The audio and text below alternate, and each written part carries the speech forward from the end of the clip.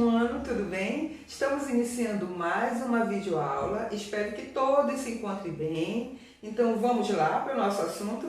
Olá, vamos para mais uma aula de ciências com a professora Ariana. E o assunto de hoje é cuidados com o corpo. Livro 4, turma do sétimo ano, página de 19 a 33. Os principais conteúdos que você vai ver são viroses, bacterioses, doenças de Chagas e malária. Mas primeiro vamos entender qual a diferença entre vírus e bactéria. Então vamos falar um pouco sobre as diferenças básicas entre vírus e bactérias. Começando pelos vírus. Os vírus são muito pequenos, só é possível ver em microscópios. São entidades acelulares, ou seja, vírus não têm células, não possuem metabolismo e são parasitas intracelulares obrigatórios, já que só têm atividade dentro de um hospedeiro. Além disso, vírus não são considerados seres vivos, já que não possuem células e, de acordo com a teoria celular, o ser vivo tem que ser formado por células. Portanto, se um vírus não tem vida, não faz parte de nenhum dos reinos, tá? Agora vamos falar um pouco sobre as bactérias. A primeira diferença entre eles, vírus e bactérias, é que as bactérias é um ser vivo. Ela é um ser unicelular, ou seja, é composto por apenas uma célula, que é a procarionte. Procarionte, para quem não lembra, é aquela célula mais primitiva que não tem envoltório nuclear e nem organelas membranosas. Vamos lá.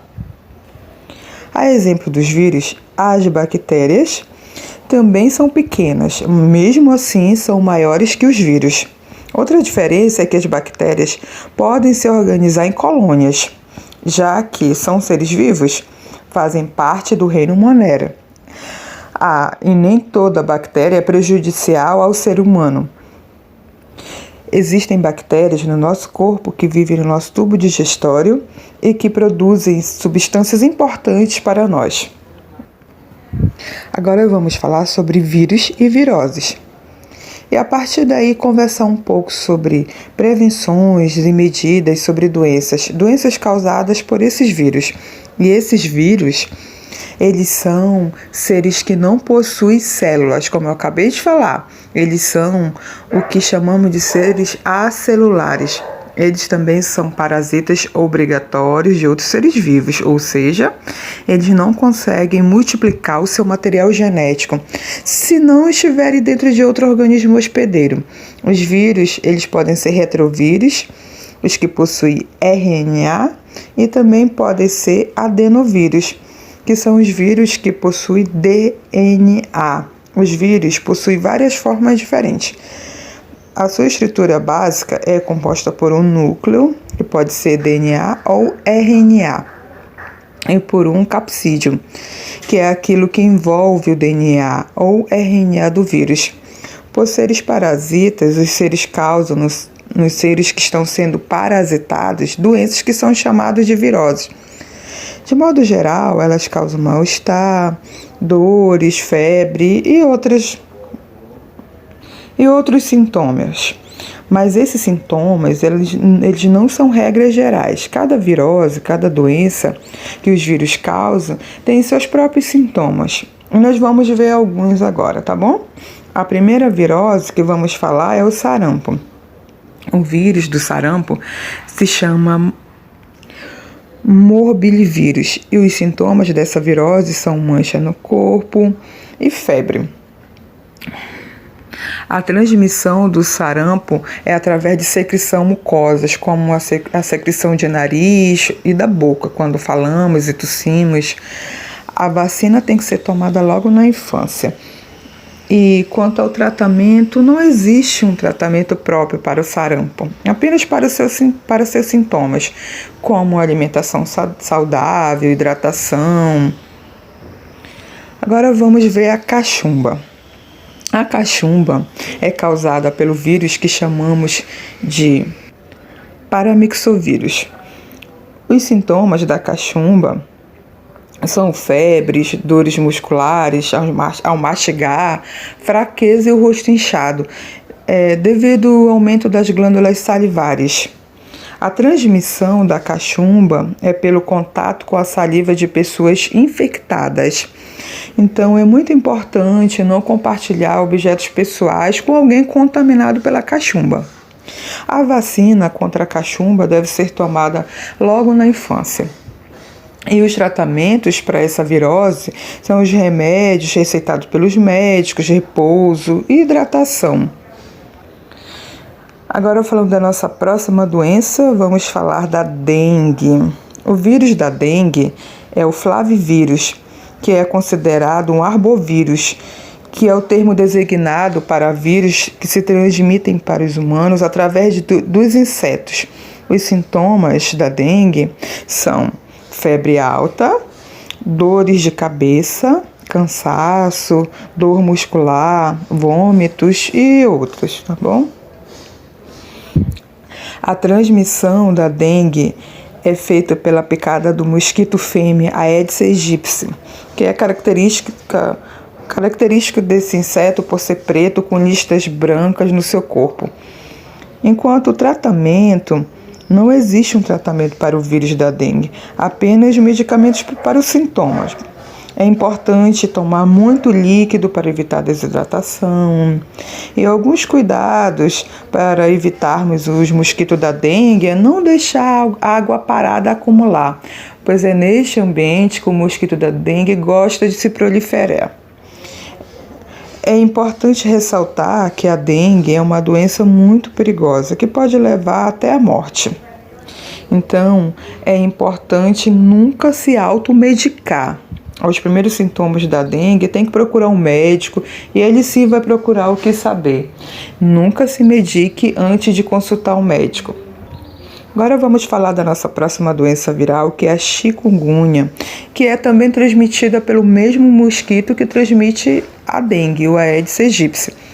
Bom, sendo assim, o vírus da chikungunya é o vírus alfavírus, e ela vai ser uma doença muito semelhante à dengue. Os sintomas são febre, dores de cabeça, cansaço, enjoos. É isso, mas diferente da dengue, a chikungunya, nós vamos ter inchaço, vermelhidão e dores na junta, que é onde o vírus mais ataca, na junta do corpo. Ok? A transmissão, como eu já havia dito, é igual à transmissão da dengue, que é através da picada do mosquito fêmea do Aedes aegypti. O tratamento dessa doença vai ser um tratamento semelhante ao da dengue. Lembrando que nunca devemos nos automedicar, sempre procurar um médico nos primeiros sintomas, ok? Bom, o que vamos falar sobre essas viroses são só essas por enquanto, mas observem lá no livro de vocês vão ver outros tipos de viroses, porque tem vários outros tipos de viroses, mas estamos dando ênfase a esses aí, que acabamos de ver. Resolvam as atividades da página 21, questão 1, página 22, questão 1, 2, 3, 4 e 5, ok? Agora vamos ver as bacterioses. Bom, as bacterioses são doenças causadas por bactérias e as bactérias podem infectar tanto plantas quanto animais. No nosso caso, nós temos uma série de doenças relacionadas a esses patógenos e é sobre isso que nós vamos falar agora nesse slide, tá? Em relação às plantas, é muito raro estar relacionado com as doenças aos seres humanos. Então, nós vamos falar diretamente as doenças causadas aos seres humanos, tá bom?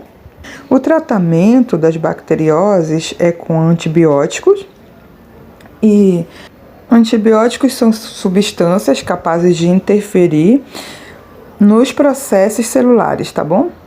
Então, eles travam a reprodução, alguma coisa nesse sentido que impeça que as bactérias proliferem, tá bom? As formas de transmissão são ingestão de água e alimentos contaminados, seria a via oral fecal. Geralmente, quando acontece isso, alguém infectado defeca em lugar inadequado E as bactérias presentes nas fezes caem na água ou vão acabar parando em alimentos que ingerimos sem lavar devidamente. Então, uma das vias é a ingestão de água e alimentos contaminados. Outra via possível, falatosse e espirro de pessoas doentes. Então, são pessoas que já têm aquelas bactérias e que ao espirrar, falar, jogam essa saliva no ar e você acaba entrando em contato com essa saliva e fica doente também. Existem ainda outras formas relacionadas à transmissão. O tétano, por exemplo, quando a gente entra em contato com objetos enferrujados que contêm a bactéria e perfura a pele, a bactéria entra no nosso organismo. Esse é um exemplo. Outro exemplo. Vamos lá. Outro exemplo é que o botulismo, a gente às vezes ingere alimentos enlatados que estão amassados. Quando o alimento está amassado, a lata, aliás, do alimento está amassado, pode haver bactérias referentes ao botulismo que vivem dentro do enlatado, porque elas são anaeróbias. Então, a gente pode ingerir bactérias junto com esse alimento enlatado e contrair, então, por exemplo, o botulismo, tá? E cada bacteriose tem uma forma de transmissão específica, mas essas que eu acabei de falar são as recorrentes, por isso que eu estou citando elas. A profilaxia é a forma de prevenção que você pode fazer para prevenir ou para melhorar o quadro da situação da doença. Como a gente pode fazer isso? Vamos lá, tratar doentes é o básico. Uma pessoa, por exemplo, que tem alguma bacteriose, seja transmitida através da fala, tosse, espirro, se ela for tratada, ela vai deixar de propagar essa doença, tá? Melhorar o saneamento básico. Então, o saneamento básico está diretamente ligado à questão da água e de alimentos contaminados. Vacinação. Várias bacterioses têm vacina, então essas vacinas, muitas delas são obrigatórias. O governo oferece essas vacinas de graça e desde que você mantenha o esperado na carteirinha de vacinação, vai ficar tudo ok. Existem outras formas, sim, coisas básicas como não andar em lugares com objetos não enferrujados exposto, não ir a lugares que tem animais que transmitem as bacterioses, lavar os alimentos. E tem muitas profilaxias e cada uma está relacionada às bacterioses. Então, vamos ver algumas bacterioses que são as mais listadas em livros, em apostilas. Vamos lá. Nós temos as bacterioses que você precisa ter uma noção de profilaxia, de qual é o agente, no caso a espécie e o gênero de bactéria que causam essas bacterioses. E o mais interessante, você pesquisar mais sobre tétano, pneumonia, febre maculosa, porque elas são bem comuns, tá? Mas nós temos, vamos lá, tuberculose, meningite bacteriana, diarreia infecciosa, botulismo, cólera, peste bubônica, e essas são algumas bacterioses que tem no livro de vocês. Então, resolvam as atividades da página 24, questão 1 e 2, página 25, questão 1 e 2, página 26, questão 3 e página 27, questão 4. Agora nós vamos falar sobre doença de Chagas. Só na América Latina são 8 milhões de portadores desse mal, mas muitos não têm sintomas. E a questão é diferenciar aqueles que lá adiante a doença levará o coração à falência, tá bom? O Trypanosoma cruzi, que é o causador do Chagas, é transmitido pelo mosquito barbeiro. Depois de picar uma pessoa, o inseto deposita ali suas fezes carregadas desse protozoário. E quando a vítima coça, pronto, empurra o inimigo para dentro. Só que a infecção passa despercebida no primeiro momento. Só metade dos indivíduos vão evoluir para formas graves. Quando isso acontece, o protozoário faz estragos no esôfago, no intestino e, claro, no coração, que fica todo fibroso. Cresce e vai perdendo a capacidade de bombear. Não dá para sair medicando todos à toa, porque o tratamento tem efeitos colaterais importantes. No livro de vocês tem um texto falando sobre doença de Chagas e tem um item importante que fala que a doença de Chagas é muito comum na zona rural e nas comunidades mais carentes, onde quase não existe casas de alvenaria e o barbeiro se encontra em esconderijos, como fendas e buracos no chão, nas paredes entre as palhas que recobrem as casas.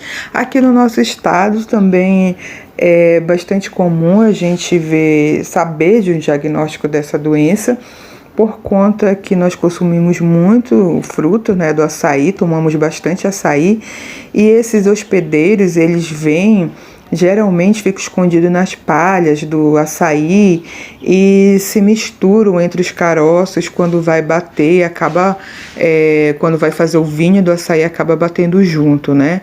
E quem toma esse açaí pode ser contaminado por essa doença. Por isso que é importante comprar o açaí em locais que tem uma boa higienização, é bem limpo, e é isso. Vamos falar agora sobre a malária. A malária é uma doença infecciosa transmitida por um mosquito e provocada por protozoários parasitários do gênero Plasmodium, que atinge uma grande parte dos países tropicais e subtropicais. No Brasil, a Amazônia é a região onde ocorre 98% dos casos da malária. Ela se transmite mediante a picada do mosquito Anopheles fêmea. O Plasmodium, que também é conhecido como parasita da malária, no qual existem mais de 100 tipos, sendo os mais frequentes que afetam o homem é o Plasmodium vixium, Plasmodium malariae e Plasmodium falciparum e Plasmodium ovale. O mosquito Anopheles fêmea, após picar o indivíduo infectado, o parásito vai desenvolver parte do seu ciclo no organismo do mosquito, alcançando as glândulas salivares do inseto, assim estando apto a ser transmitido ao hóspede, que no caso é o ser humano. Através da picada do mosquito na pessoa, o Plasmodium passa para a circulação sanguínea, causando os principais sintomas como a febre alta, calafrio, suor abundante, dor de cabeça, dor corporal, pele amarela, cansaço e falta de apetite. Os sintomas podem se repetir a cada 2 a 3 dias, dependendo do tipo de malária. O diagnóstico, vamos lá para o diagnóstico. Somente o exame clínico não é suficiente para o diagnóstico. Por isso, há necessidade de exames específicos para detectar o plasmódio, como o exame de lâmina ou gota espessa. Testes rápidos. Tratamento, vamos lá. O tratamento vai depender da espécie do plasmódio ou da gravidade da doença. A prevenção, vamos lá. Temos como método da prevenção uso de roupas que protejam as pernas e braços, uso do mosquiteiro, uso de repelente e telas em portas e janelas. Havendo algum desses sintomas, procure um profissional da saúde. A malária atinge cerca de 500 milhões de pessoas por ano no mundo, causando 1,5 milhões de mortes. Vamos falar agora sobre micose. Micoses são infecções causadas por fungos que atingem a pele, principalmente em épocas de mais calor e umidade. É por isso que é importante observar o surgimento dessas micoses no nosso corpo para um possível tratamento.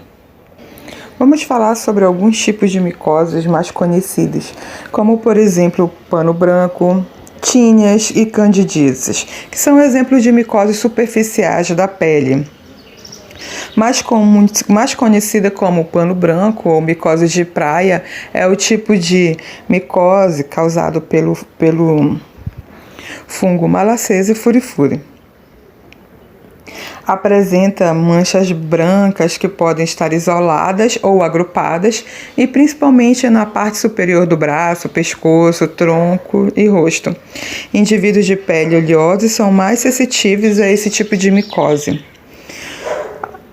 Olha, com 3 tipos, as tíneas vêm na virilha, no corpo cabeludo e no corpo todo. Então, as tíneas são causadas por um grupo de fungos que vivem à custa da queratina da pele, pelos e unhas. Manifesta-se com manchas vermelhas e superfícies escamosas, que crescem de dentro para fora, com bordas bem delimitadas e com pequenas bolhas e crostas. Vamos lá, a candidíase pode comprometer isoladamente ou conjuntamente a pele, mucosas e unhas. Baixa imunidade, uso prolongado de antibióticos e situações com muito calor e umidade favorecem a proliferação desse fungo. Pode se manifestar como placas esbranquiçadas na gengiva ou fissuras no canto da boca. Vamos lá, também conhecida como frieira. Esse é um tipo de micose que ocorre principalmente na sola, entre os dedos do pé. Normalmente ocorre entre pessoas cujos pés ficam muito suados e apertados como os sapatos. A pele do dedo pode ficar úmida e até em carne viva. A melhor forma de prevenir a micose é cuidar da higiene e evitar situações que possam favorecer a infecção dos fungos. Resolvam a atividade da página 31, questão 1 a 4, página 32, questão de 2 e 3 e página 33, questão 4 e 5. Bom, então é isso. Espero que todos tenham compreendido o assunto e não esqueçam de fazer atividade para fixarmos o assunto, ok? Até a próxima aula!